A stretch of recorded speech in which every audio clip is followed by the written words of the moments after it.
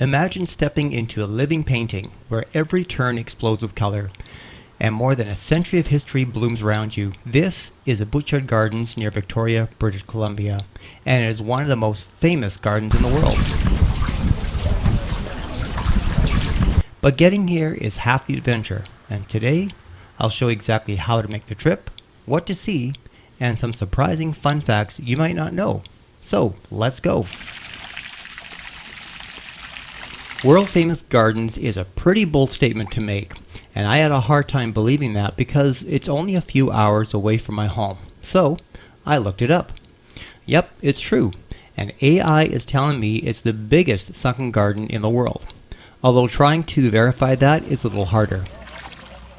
Regardless, I may live here. The last time I visited the gardens was as a young kid and was dragged by my parents to go because my relatives from Germany were here. The gardens are about a 30-minute drive from Victoria's downtown, or about 20 minutes from the ferry terminal from Vancouver. Even before you enter, you'll notice how green everything feels. Now I know that's a funny statement to make, but look at the drive into just the parking area. It's all meticulously maintained. Oh, and there's lots of parking too. Hey, welcome to Butchart Gardens. It'll be $42.75 today.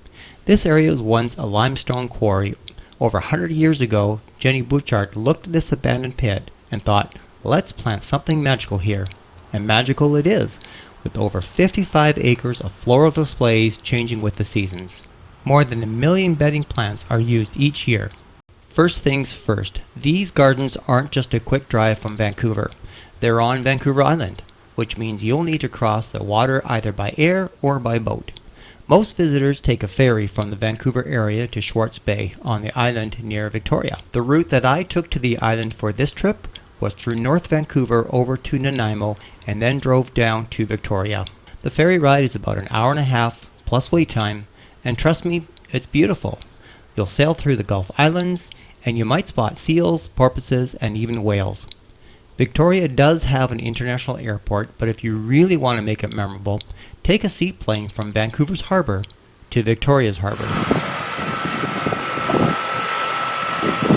At the beginning of the century, Robert and Jeannie Butchart moved and started a Portland cement factory here.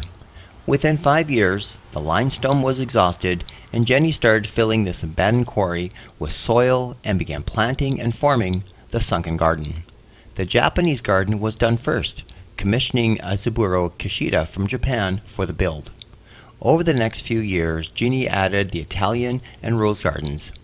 Having been gifted the gardens on his 21st birthday, grandson Ian Ross added summer night lighting, special Christmas lighting, and outdoor concert. Great-grandson Christopher added fireworks, and after 2009, when his sister Robin took over, she added the children's pavilion and carousel. The 100-year anniversary saw a couple of totem poles erected, provided by the Indigenous people, and the gardens were designated a National Historic Site of Canada. It feels and looks like a fairy tale, but it took years of planning and endless gardening to keep it this way. Oh, speaking of which... Sorry, there's no selfie sticks allowed. Oh, is that right? Yeah, oh, I didn't know sorry. that. Okay. Yeah, I get that. It gets way too busy here to be brandishing a long stick. This limestone mound is a good place to see the majority of the Sunken Garden and would have been an excellent spot for Jenny to ponder her garden design. But I think the best spot overall is a viewing overlook right here. There are 2 limestone quarries here. This small one was used in the 1860s and was repurposed with the Ross Fountain to commemorate the garden's 60th anniversary in 1964. The bog garden runs along the west rim of the Sunken Garden and features a little waterfall and ore carts as planters. The in-peak season for the rose garden is usually from now, which is June, through August. This is a crowd favorite. You'll walk under archways draped in climbing roses, surrounded by more than 250 varieties. It's like stepping into a perfume bottle. And I noticed a lot of people stopped to literally smell the roses. I heard their comments of a bunch of different smells that they noticed, almost like they were analyzing fine wines. Julie. This one. So, of course, I had to partake.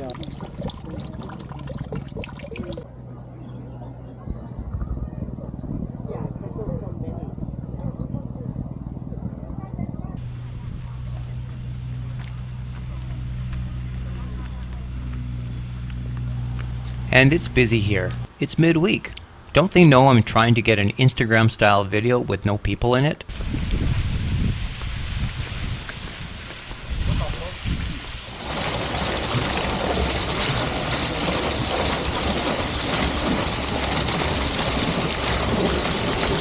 Then there's the Japanese garden. This was my favorite, except it's busy too.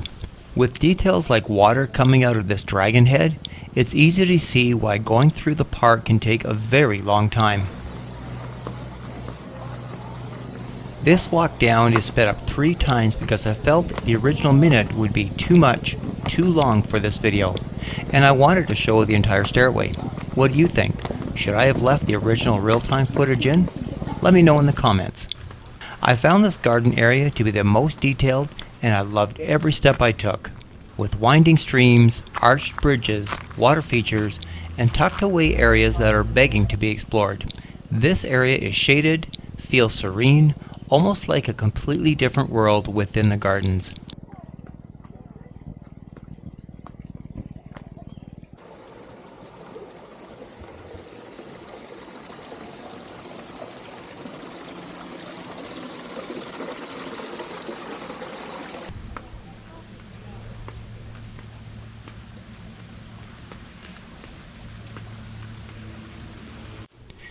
This will be an absolutely gorgeous scene in the fall when these leaves turn bright red. This peekaboo hedge window shows my next stop, Butchart Cove. Once upon a time they used to do boat tours out of here, and they discontinued them a while ago. They still have tours in the area, but it's not through the gardens. I don't know if you can notice, but I'm done. There's so much to see here, and there's still a star fountain and the Italian and Mediterranean gardens to go. Moral of the story: wear comfortable shoes, drink plenty of water, and stop to, well, smell the roses and have a break. Fortunately, the Italian garden has got you covered with gelato and food, and afternoon tea if that's your thing. Another favorite, because I love tropical plants, is the Mediterranean garden. It's small, but is a nice addition to everything else that's here. These exotic plants thrive here in the deep southwest of the province due to our mild climate. And don't forget to rub Taka's snout for good luck.